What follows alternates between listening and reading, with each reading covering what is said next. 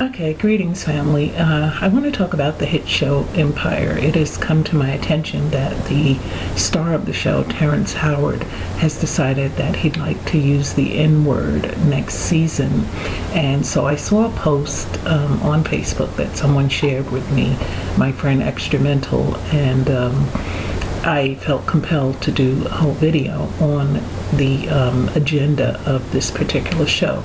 And there is indeed an Illuminati agenda. But let's go into some backstory first. The hit show, the hit Fox TV series Empire, is a fictional drama about a hip-hop mogul played by Terrence Howard and his family. The show centers around the drama of building and maintaining a rap empire. This video, however, is not about the bad acting, the poor production, or the racial stereotypes in the series.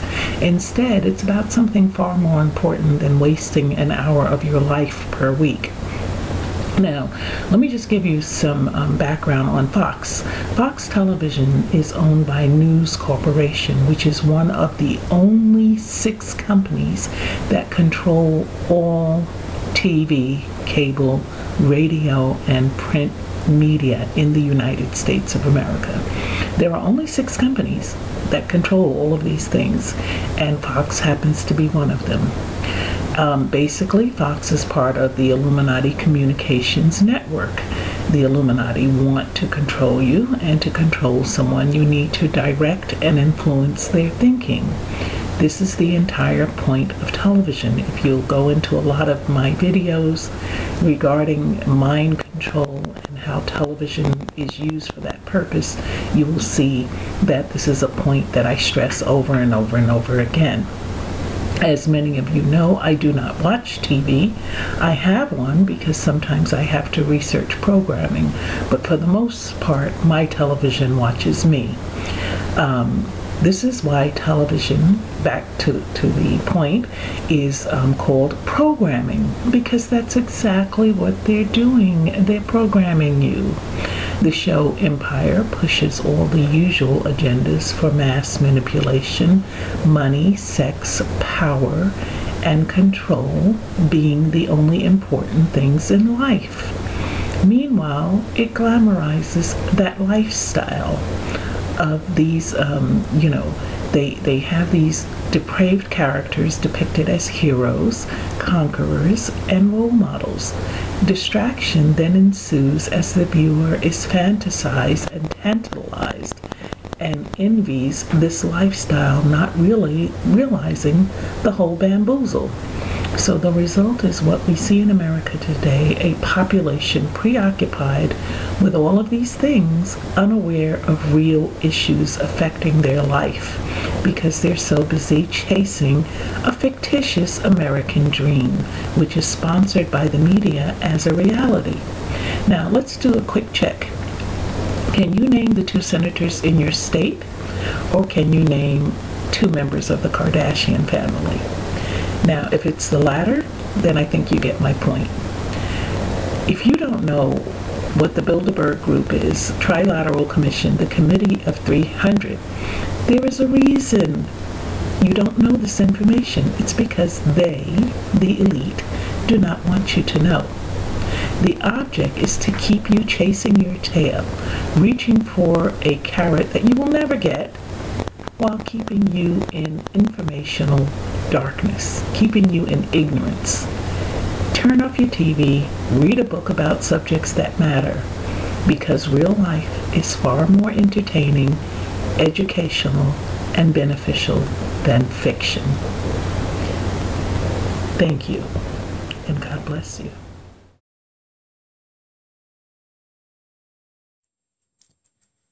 What's up, people? This is MDZ De Niro, and I'm going to review the first episode of the Fox series Empire. I got mixed reviews.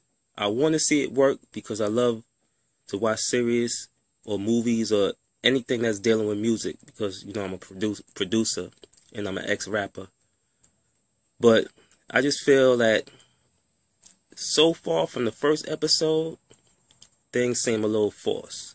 I understand that you got to introduce the characters for the first pilot. You want to show who everybody is. and show their different character traits, so we could get a feeling for who everybody is and the storylines. But I feel like they introduced a little too much in the beginning, so it seemed a little forced. That's just me. And I also feel that the actors don't fit their characters too well. Like, for instance, Terrence Howard in Hustle and Flow, he played the hell out of that part.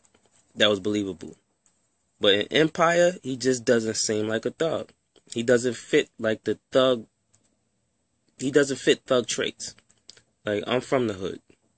I grew up around killers, people that's doing life. One of my best friends just came home from doing 32 years. So it's like, I know killers. And he just doesn't fit the killer. It just seems act like acting. Bad acting. And Taraji Henson is another one. She just doesn't seem like a thug. It just seems like she's just overacting. All her thug parts, it just seems like she's a good girl acting as a thug.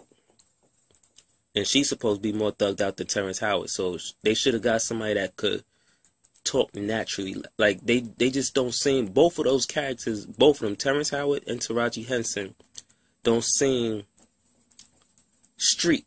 They should have got characters that could connect with the streets. If you're gonna play street parts, get characters that can play those parts. And it's just like all the sub-stories seems forced. They have a lot of sub-stories which will make a good series, because there's so many different things, different plots, and different things going on, different stories, that it's gonna get interesting. I admit that. But the stories seem forced. It seems like for instance, he has ALS, the Lou Gehrig's disease. Now, that's a rare disease, but what a coincidence. That's a big disease right now on the internet. And that's what everybody's doing the water bucket challenge for, whatever. It just so happens that they gave that character that disease, and it's a rare disease. That seems forced. And then it's like, I understand that that you're doing this to reach a broader market, because you want to do all the typical story things that could reach people that have the ALS. You saw that was big on the internet, so you want to reach all those people. Then you have all these other different forced storylines that you want to reach. Like, one of his sons is gay and he's homophobic. So, that's another thing. You want to reach the gay community. So now you reach the disease community with ALS, the Lou Gehrig's disease. Now you're reaching for the gay community because you have a son that's gay, and the father's homophobic. So you want all the gay people to fail for that. Then you have like the business son, the other son that's just business minded, talks proper, wears suits, and he marries a white woman. So, that's another big thing in the black community. So you want to touch on that topic, which seems forced. But I do admit that son plays the part right. Well, all the sons play their parts right, like they fit their parts, except the third son. The third son is supposed to be the thug.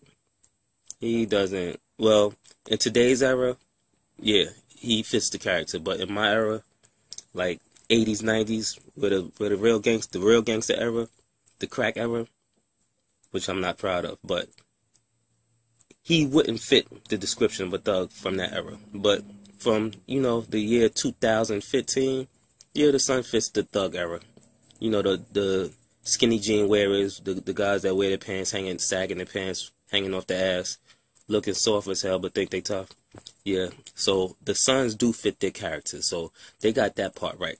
The son that's, the son that's gay, he fits that. It's believable. and the son that's the businessman, that's believable. So they got that part of it right. And I think the good points are that they had a scene where his best friend that he grew up with him turned on him for the money. Now, from in the hood, that happens all the time. There's a lot of people that I know, like best friends that I had, that got murdered all over money.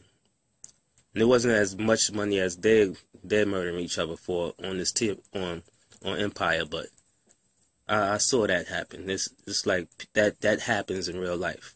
So I feel that was a good strong point that, you know, that has to be addressed, that you can have best friends that you grew up with all your life,